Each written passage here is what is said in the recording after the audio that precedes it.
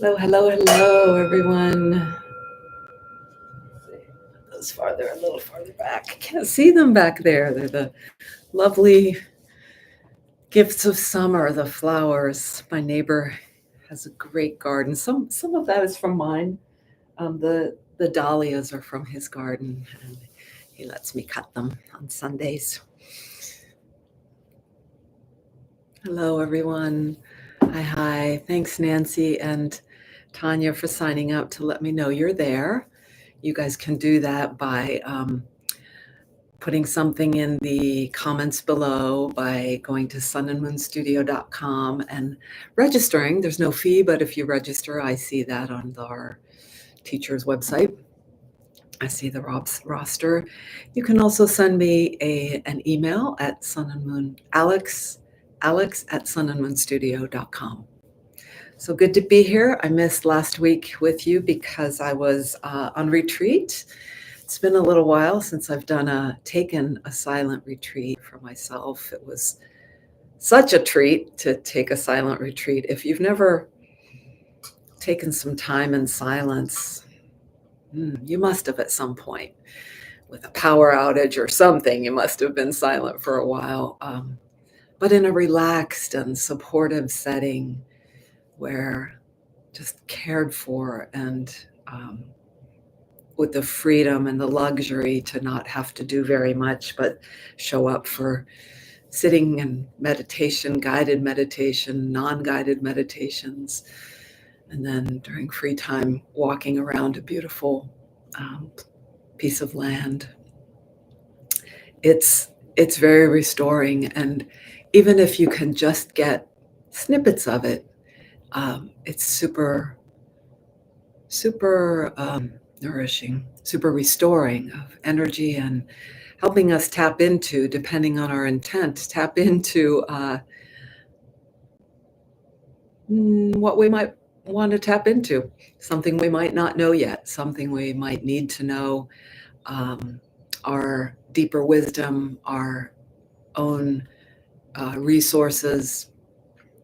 So let's start today, as I think I started a few weeks ago. And one more announcement, and I'll mention it again at the end. I'm going away again to the beach with family, and so I'll pre-record.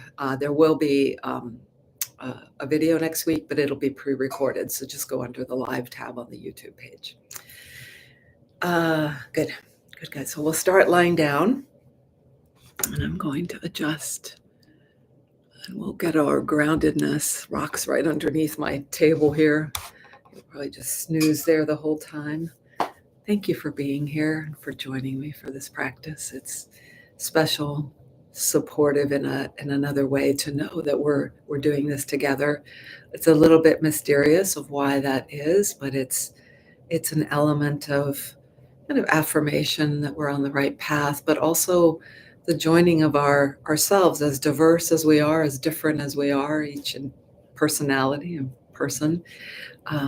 We share something very essential, and I'm going to point to that a lot today, here, now, only available here and now. So lying down on the ground in a way that is comfortable to you. This time goes so fast. You could have something under your knees, or actually knees can be bent. That will be even better. And you want to be comfortable on your back. You may need something underneath your head. And to start out with, if you have the space, you can stretch your legs out.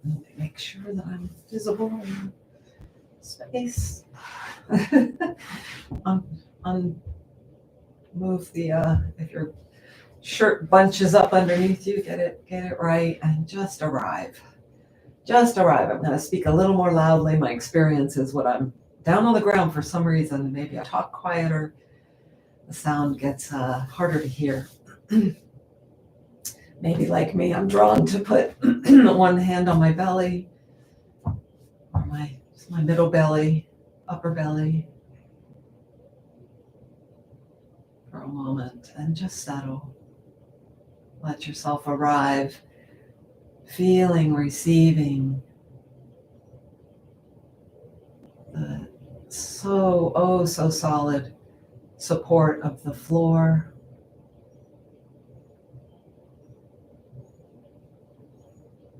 Our bedroom floor upstairs is very creaky. So even if you have a creaky floor, it's still quite a solid support. And tuning into the experience right here, now, of how parts of your body feel against the floor, the parts that feel heavy and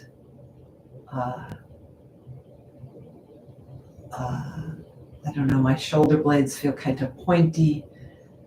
My hips are even, yeah, there, I can relax a little more.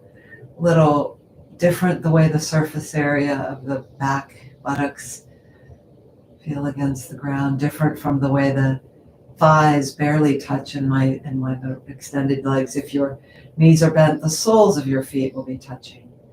And the way the back of your head touches, the way the knuckles of your hand or the arm touches.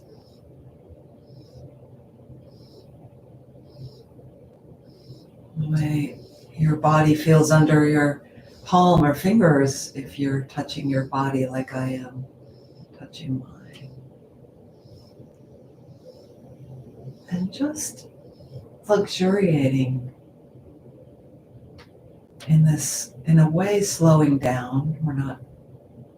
Maybe we're just choosing here together to bring our attention to this moment, to our body, breath,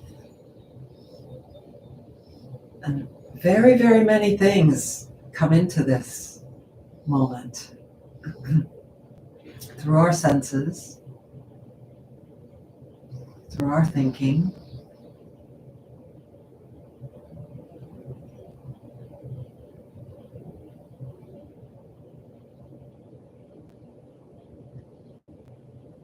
Before we go on, answer for yourself the question, what brought you here? Perhaps another way of putting it, or a little slightly different but related question. What is it your aim is for this practice? There aren't right or wrong answers.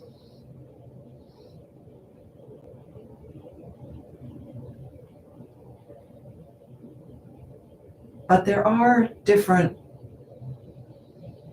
levels, teacher that guided us, Don Oakley, that guided us on our meditations last weekend, he suggested there are really just two possible paths.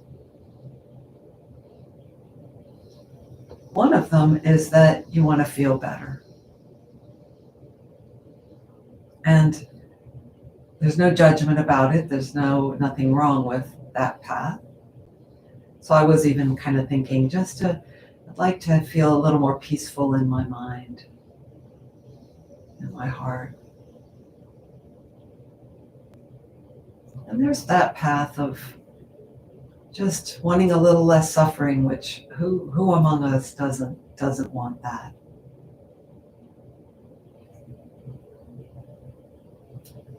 And the complement to that, the opposite of that path rather, the other path, I'm not sure that he actually said, I think there's a recording on YouTube. I'll have to find it and listen to it again and share it with you on the notes here.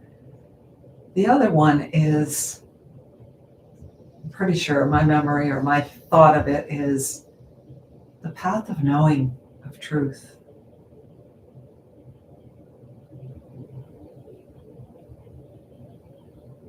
Of freedom.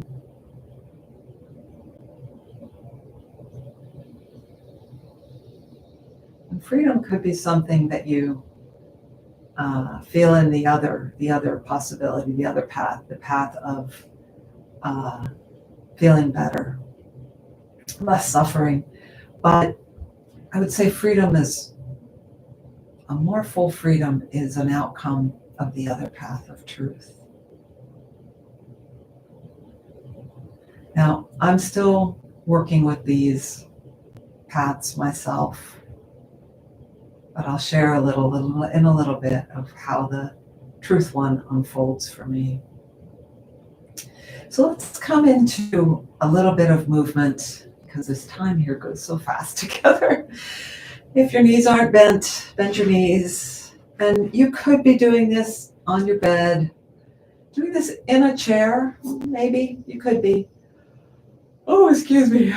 Sometimes yawns come as releases. It's good thing. So I'm going to start. You can start with either hand, and you'll bring it to the top of your chest. And just let's let it rest here a moment. Arriving at this slightly different position, knees bent, one hand on the top of the chest near the collarbones, maybe on its same side, my right hand on my right upper chest, toward the center, but on the right. And then actually let's bring the other hand for a moment to the lower belly, so whichever is the other for you. And imagine in the lower belly, my teacher Russell would say the golden ball, or Linda, a couple from Embodied Life. I initially wanted this ball to be like a water balloon, a string of rubber bands. I felt that was more accurate, but now I really do like the golden ball image. So all to say, if the golden ball image doesn't work for you, choose a different one. And the idea here is like really a freedom of movement and even an origin of initiation of movement in this golden ball. So just sensing and breathing and sensing this ball, and then letting your hand come back out to the side. Letting the hand that's on the top of the chest slide toward the other arm, and the palm like really relishing the surface that it's touching as we just let the hand continue to go. Notice my golden ball is turned in my hips and my legs, my head turns.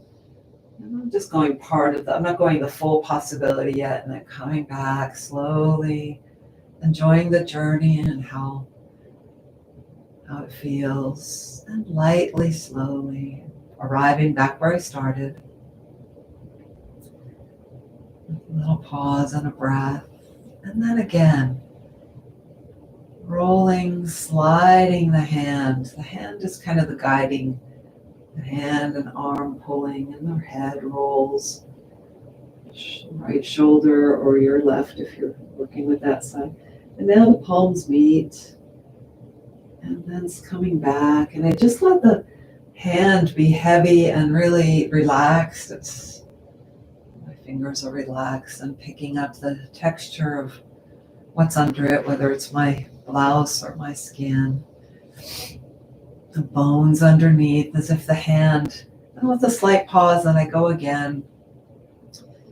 The texture I can imagine feeling to my skin under my shirt, the bones and the flesh and tissue there.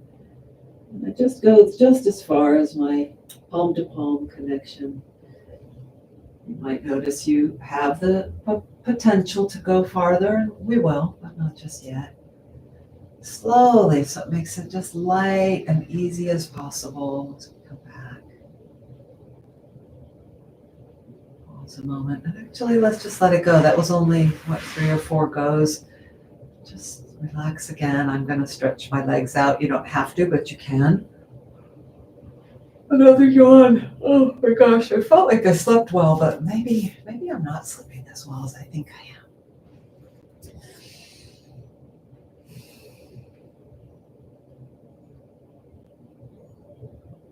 Something might be coming into your field of attention that's a little different than before. Perhaps it's the way the upper back lays against the ground. Perhaps it's your breath, or the awareness of I'm attentive to the fan pushing the cool air into my space. Thank goodness. I'm aware of the gratitude thought. And again, sliding, rolling, and feeling how the hips roll. And noticing, that was a little easier this time. And I'm letting my palm now slide farther. My face rolls to face the ground, my nose a little smushed. And then I come back. Just heavy, easy, heavy and yet light. Moving with lightness, but feeling the heaviness of my body. And maybe you'll fill in the words that come for you, the words that describe. And I'm especially noticing now the gold ball as I take this motion that's now familiar. Notice how the golden ball in my hips, the front, the sides, the back roll, and how my leg comes over. Same side as the top arm. And now coming back, I'm going to do something a little different. I go a little ways and I stop. I take these little pauses on the way back, just to see that I can stop anywhere in the activity. And coming back, pausing again to that still spot, noticing. And for a moment, noticing what it is that notices, what's behind the eyes, behind the sensory input, behind the feel, the knowing, the noticing, like the eye that never sleeps, your face before you were born, the awareness. And imagine staying a little more with that awareness that's prior to all of you, to your thinking, sensing, to your preferences, to your judgments, to your complaints, to your joys. And that awareness that resides somehow within us, that somehow is us, somehow in every cell of our being, and has been with us at every era of our life. Even when we didn't have words yet, maybe it was more strongly felt than most strongly felt. And take this a few times, just in your own joy, at your own pace. There's a bit of a twist, but then it turns into a turn, which is not as intense a twist. Just the coming back, and maybe the effort of lifting that second leg, the leg of the side we're turning to. How could it be easier? How could it be lighter, smoother, more harmonious? And all the parts together. You might relish that you're there deep in the turn, a little bit of a twist of turn. I've been using the word relish quite a bit this morning. Whoops, earbud coming out. And when you arrive back this time, just undo, relax the legs, perhaps bring everything down, or leave the knees bent and leaning against each other. That can feel nicer. Oh, I also should have said you could have something under your head, a pillow if you needed, but hopefully you knew that and took care of yourself. So stay where you are. I'm going to come up to sitting, but stay where you are on the ground, unless there's something else you prefer.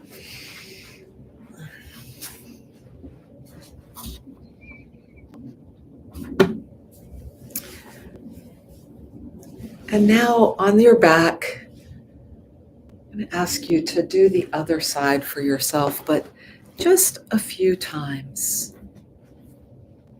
We did the other side maybe, 20 times, maybe more.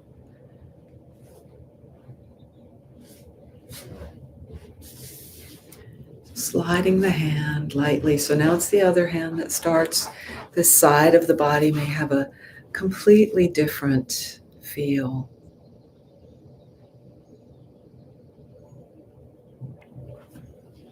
Breathing, taking in what feels nice about the movement,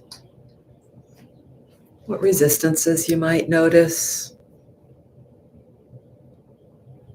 and also imagining at the same time you're moving, commenting, enjoying, letting in all the sensory data, that you're also noticing what's prior to every experience we can possibly have. There's this very steady emptiness that receives all the information, all the experience, and knows it. There's a knowing to it. Okay, that was maybe 3 or 4, maybe even 5 times. And much less on this side. If you notice that there's a worry about that, about evening it out, maybe you can trust me, or maybe you could be curious about that. Why is she doing that? She's going to have us come up to sitting shortly. But just enjoy now the supine position, just arms at your sides, legs down or knees bent and leaning against each other.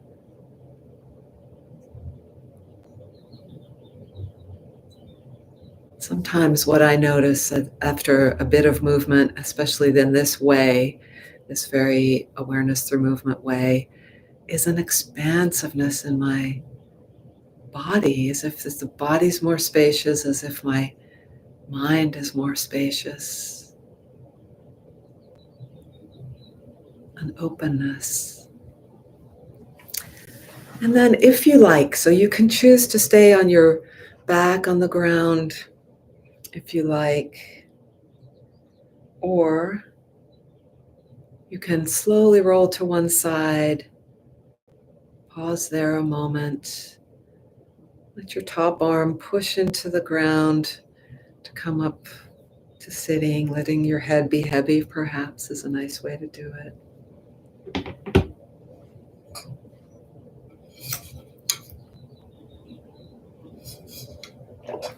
And perhaps you've chosen to stay on the ground, or if you were in a chair, stay in the chair as you were sitting as well. And now ready for this piece of stillness and silence, and we have about 7 minutes, and I will invite you to just do a little preparation of whatever movements, however the body, to make the body comfortable for the next few minutes, these few minutes in stillness. Same as every time I invite us to notice our arriving, do that again, noticing ground, gravity, levity, that vertical dimension.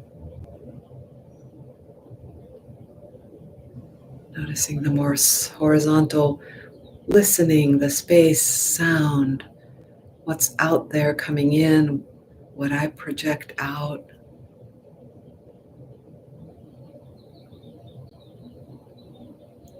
And the breathing.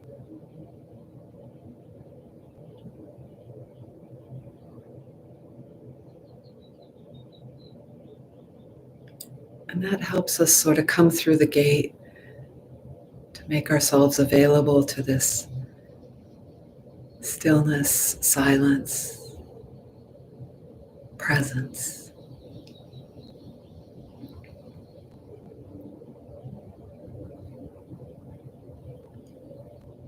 And this presence that we might again sink at least part of our attention into, even as we breathe, even as we are a bit alert to all that's happening without reacting or noticing how we react. And again, dedicating a part of our attention, or maybe a lot of it, to being conscious of our awareness, that which is prior to all. It's like a empty palette. It's like an infinite spaciousness.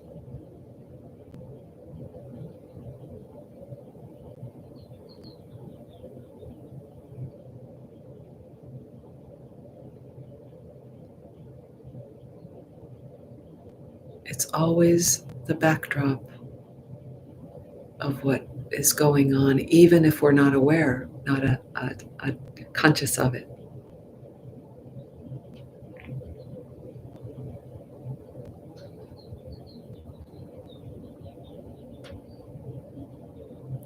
And in some way, I don't really know how I know this.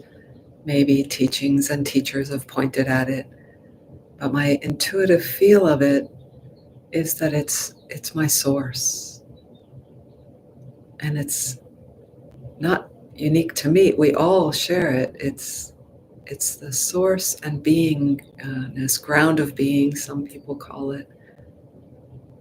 It's where, when it seems all else fails, we turn to something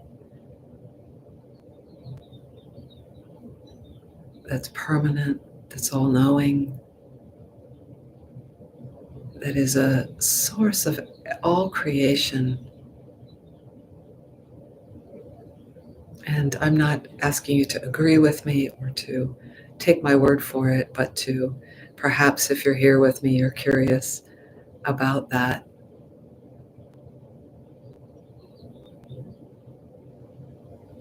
as well.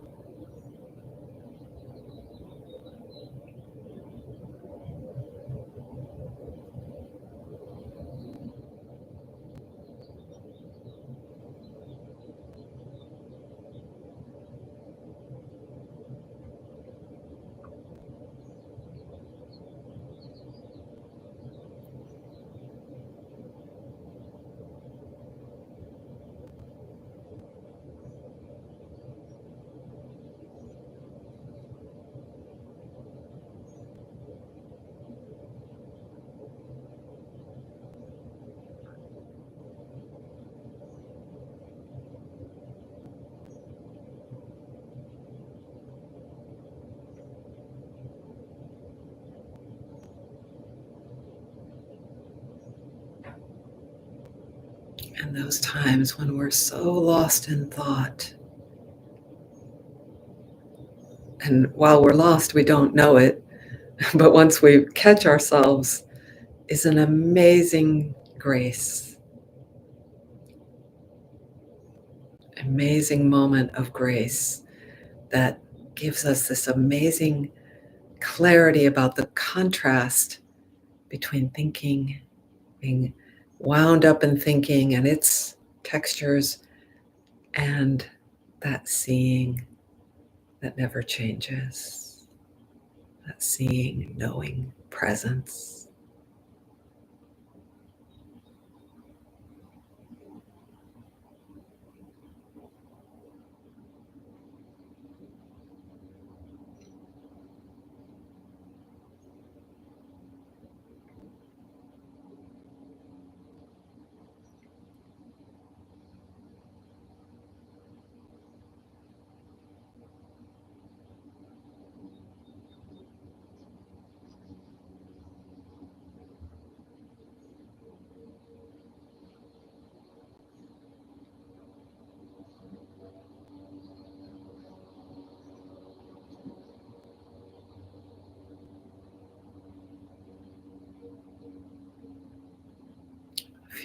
A few more breaths together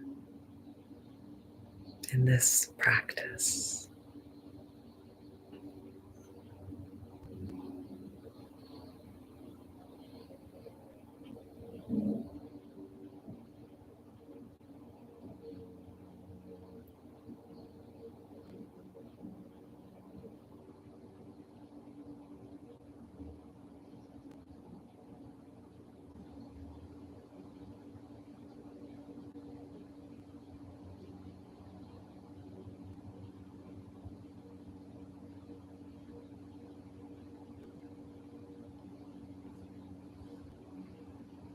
And so to end our practice, and you could certainly choose to continue to sit, but just to honor the container of our practice together, we can take a bow. I usually use a bell, but it doesn't come across through the YouTube very well. And then you can choose to go back into your meditation. You might choose to go on to the next thing in your day. Or you might choose to just sit and quietly listen to this poem, which I have read it here other times, and it's been a long time. I actually had it memorized last year, and I haven't practiced it, so it slipped away. It's a poem. There's a link. David White has a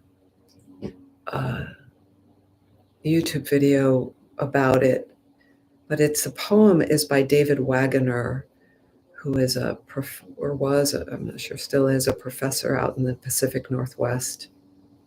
I'll put a link to that video as well in the notes. I think this poem beautifully illustrates that part of us without stating it, that part of us that is observing and always with us, that essence of us, that essence we all share. And it also shows how it's woven into everything we experience, all the joys, all the questions, all the difficulties. And so here it is, Lost by David Wagoner. Stand still. The trees ahead and bushes beside you are not lost. Wherever you are is called here. And you must treat it as a powerful stranger, must ask permission to know it and be known. The forest breathes. Listen. It answers. I have made this place around you. If you leave it, you may come back again, saying, here. No two trees are the same to raven, and no two branches are the same to wren. If what a tree or bush does is lost on you, you are surely lost. Stand still. The forest knows where you are. You must let it find you.